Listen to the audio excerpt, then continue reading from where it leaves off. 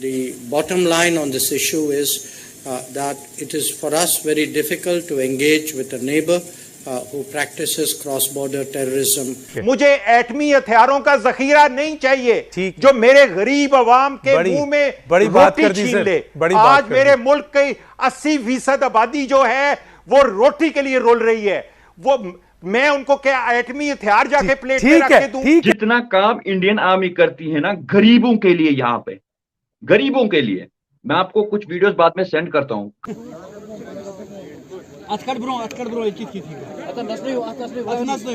गरीबों के लिए जिनको आग लगती है या कुछ, इंडियन आर्मी सामने होती है अनाज लेके। इंडियन आर्मी यूथ को आगे चलाने के लिए फर्स्ट स्टेप पे होती है। वो कहता है जो पॉलिटिशियन है जैसे हमारे हैं वो अगले इलेक्शन की सोचते हैं, जो लीडर होता है वो अगली नस्ल की सोचता है।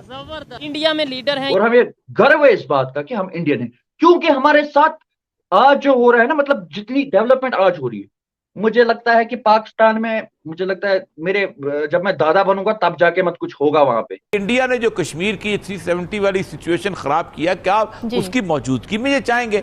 तो बाजा साहब ने एक बड़े गुस्से में कहा कि हमारा क्या ताल्लुक 370 साल, जो मर्जी करते फिरें, हम तो अपना मफाद चाहिए। अच्छा।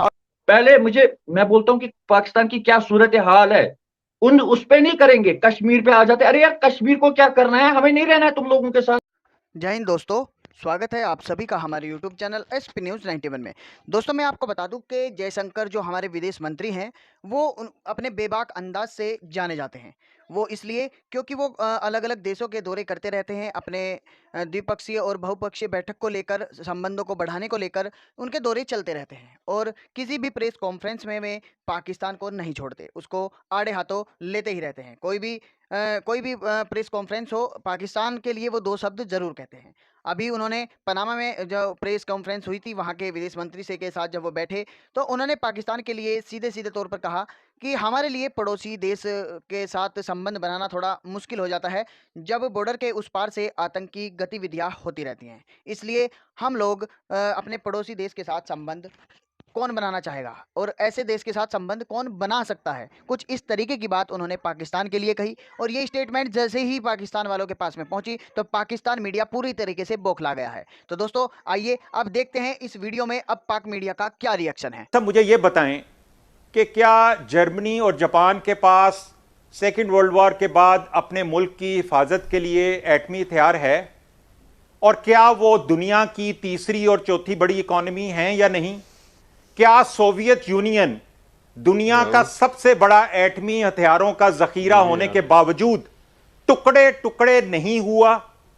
क्या दुनिया में साउथ कोरिया जैसी कंट्रीज या दुनिया में और जितनी कंट्रीज और नेशंस जिन्होंने तरक्की की है, क्या एटमी हथियार के बलबूते पे की है?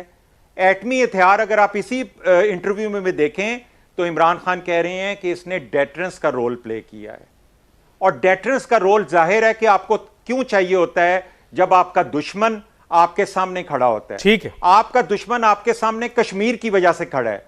अगर कश्मीर का मसला हल हो जाता है तो आपके लिए ये एटमी हथियार जो है रखना या ना रखना, ये जाहिर है कि ये एक पार्लियामेंट का काम होगा, एक हुकूमत का काम होगा, इसके अंदर कंसल्टेशन होगी। लेकिन एक पॉइंट ऑफ व्यू के लिहाज से तो मैं ये कहता हूं कि मेरे मुल्क को जापान बना दें, मेरे मुल्क को साउथ कोरिया बना दें, मेरे मुल्क को जर्मनी बना दें, खुदा के लिए मेरे मुल्क को सोवियत यूनियन मत बनाएं। मुझे एटमी हथियारों का जखीरा नहीं चाहिए जो मेरे गरीब अवाम के मुंह में रोटी छीन ले। आज मेरे मुल्क की 80% आबादी जो है वो रोटी के लिए रोल रही है।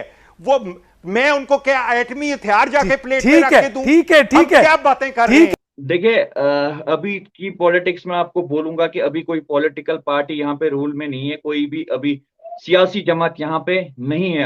अभी जो यहाँ पे चल रहा है वो LG एडमिनिस्ट्रेशन है, दैट मीन्स कि गवर्नर रूल। और गवर्नर रूल में जो मैंने देखा, मुझे नहीं लगता है कि आज तक जो 30-40 साल हुए अभी तक किसी भी पॉलिटिकल पार्टी ने इतना कुछ श्रीनगर के लिए किया, कश्मीर के लिए किया, जितना अभी LG एडमिनिस्ट्रेशन कर रही है।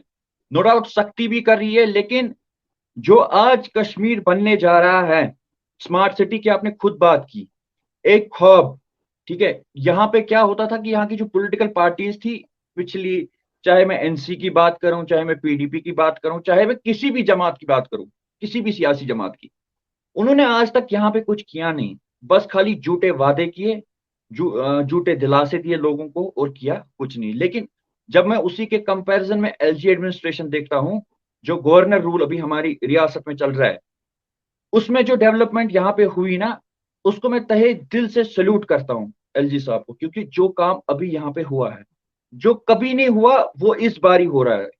हमारी यहाँ करप्शन अभी जीरो टॉलरेंस है, करप्शन पे भी आए दिन एसीबी रेड डालती रहती है जो जो करप्शन में इन्वॉल्व है।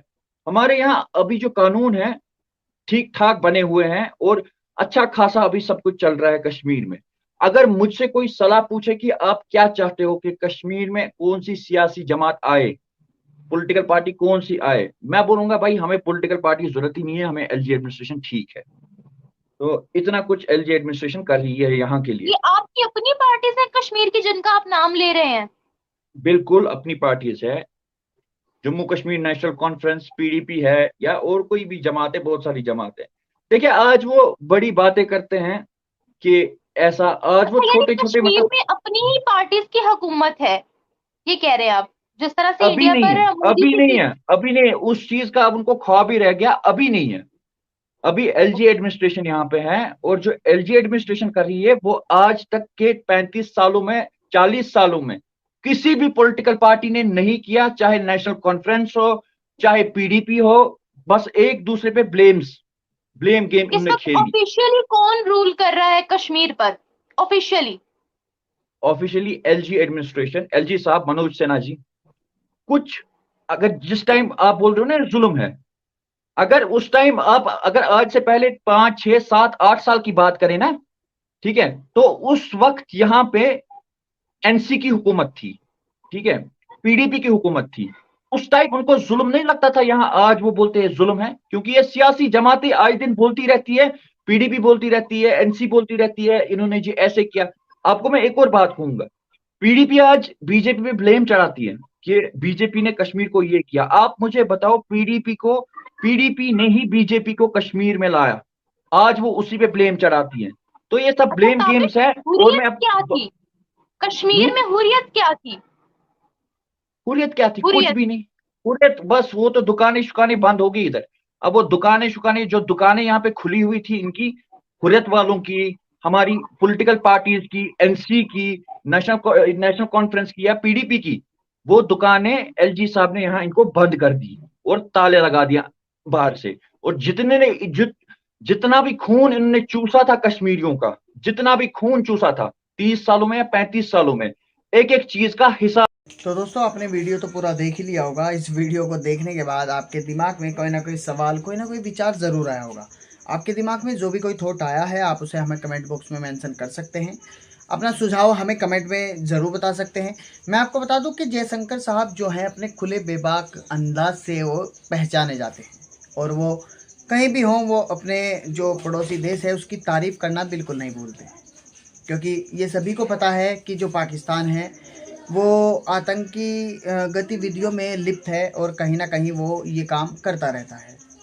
और तो फिर जब करता रहता है तो जयशंकर साहब को लगता है कि फिर कहने में क्या बुराई। तो वे दुनिया के किसी भी मंच पर हों, वे खुलकर बोलते हैं पाकिस्तान के लिए दो शब्द, और पाकिस्तान जब ये सुनता है तो वो पूरे तरीके से बौखला जाता है। अक्सर कहीं ना कहीं ऐसा हो रहा है कि वो कुछ बोलते हैं और पाकिस्तान को आग लग जाती है, और यही काम इस बार पनामा में हुआ। पनामा में जो स्टेटमेंट दी, आपने क्लिप्स के अंदर देखी भी ली होगी, और इस वीडियो को पूरा देख भी लिया होगा। आप समझ भी गए होंगे कि उन्होंने क्या क्या कहा, और पाकिस्तान मीडिया किस तरीके से बौखलाई हुई है। अब जो भी उनकी स्टेटमेंट है, जो भी उन्होंने कहा है, ये सब कुछ आपने देखा होगा। अब उन्होंने जो कहा है, क्या आप इससे सहमत हैं? आपको कमेंट बॉक्स में ये ज़रूर बताना है। आप किस देश से, या फिर किस देश के किस राज्य से, अगर आप भारत से हैं तो किस राज्य से आप ये वीडियो देख रहे हैं, हमें कमेंट में ज़रूर बताइएगा। साथ ही मैं आपको बता दूं, यदि यह वीडियो आपको पसंद आया हो तो प्लीज़ इसको लाइक करके अपने दोस्तों के साथ में शेयर ज़रूर करिएगा, ताकि भविष्य में हम जैसे ही कोई वीडियो डालें तो